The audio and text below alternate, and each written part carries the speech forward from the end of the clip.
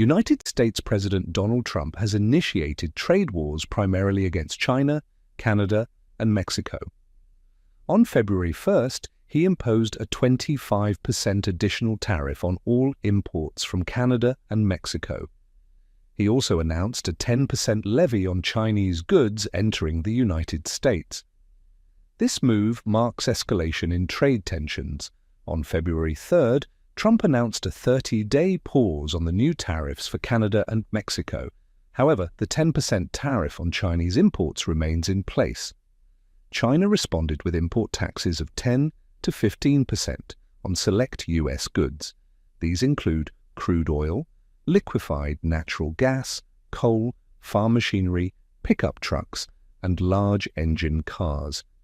Interestingly, the targeted U.S. exports to China were valued at only $23.6 billion in 2024.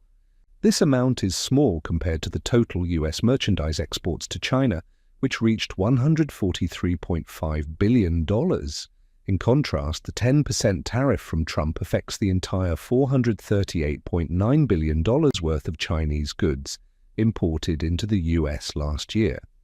The real concern lies in the potential retaliation against U.S. agricultural exports. In 2024, U.S. farm exports totaled $191.2 billion. Notably, portion went to China, Canada, and Mexico. These three countries accounted for $91 billion, or 47.6% of total agricultural exports.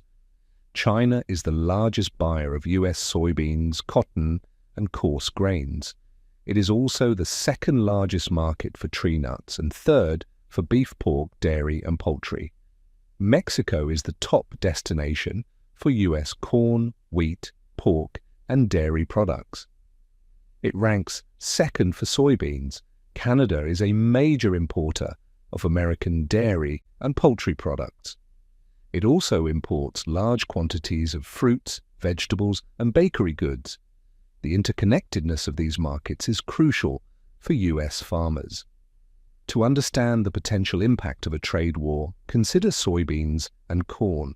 In 2024, U.S. soybean exports to China were valued at $12.8 billion. Meanwhile, corn exports to Mexico were worth $5.6 billion. If retaliatory tariffs were fully implemented, alternative suppliers such as Brazil and Argentina could benefit. These countries would likely fill the gap left by reduced U.S. exports. The losers in this scenario would be American farmers, particularly those in the Midwest. States such as Ohio, Indiana, Illinois, Iowa, and Minnesota are heavily reliant on soybean and corn production.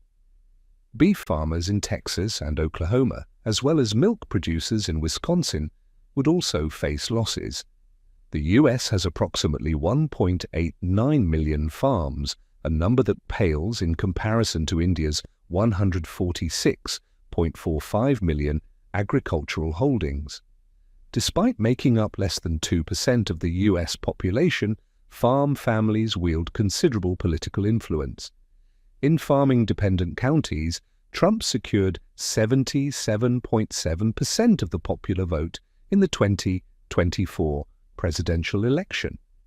This political weight puts stress on the importance of agricultural trade. As an Iowa farmer noted, building trading relationships takes time, but they can be destroyed very quickly.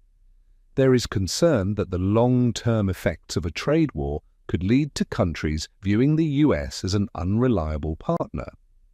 This perception would have lasting impacts on agricultural trade.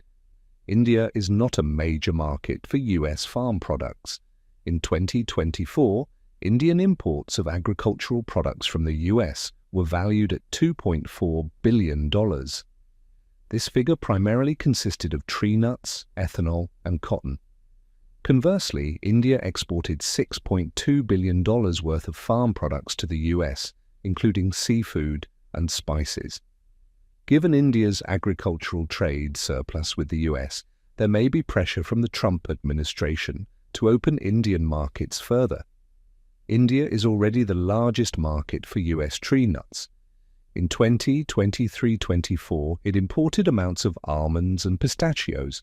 Thus, US farmers face substantial risks from ongoing trade wars. The implications extend beyond the US, potentially affecting countries like India as well. The interconnected nature of global agricultural markets means that the effects of these trade tensions will be felt widely.